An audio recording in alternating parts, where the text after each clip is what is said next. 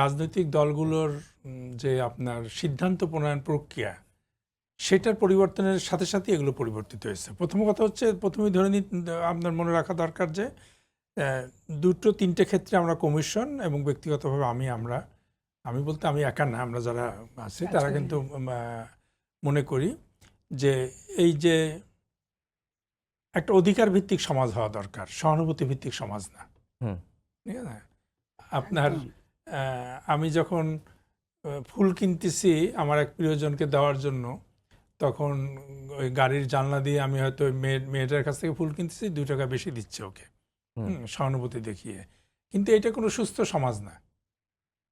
যে সমাজের রুচি হয়েছে প্রিয়জনকে ফুল দেওয়ার, সেই সমাজ ফুল দেখতেছে একটা শিশু ফুল বিক্রি করতেছে, তার প্রতি হয়তো সহানুভূতি দেখাচ্ছে, কিন্তু আমি মনে করি এটার ক্ষুব্ধ হওয়া দরকার তার, যে এই শিশুর ফুল বিক্রি বন্ধ হয়ে তাকে স্কুলে যেতে হবে, যেন আমারও দায়িত্ব আছে কিছু করার। তো এটা খুব ভালো যে বাংলাদেশের বড় দুটো রাজনৈতিক দলের সাধারণ সম্পাদক এই দিবসকে কেন্দ্র করে, আজকে তো মাননীয় প্রধান উপদেষ্টা বলেছেন, দুটো বড় রাজনৈতিক দল বলেছেন, অন্যান্য রাজনৈতিক দল বলেছেন, দিবস কেন্দ্রিক হলেও আমি এটা খুব ইতিবাচক মনে করি যে অ্যাটলিস্ট একটা দিবসে তো সবাই মনে করতেছে, স্বীকার করতেছে।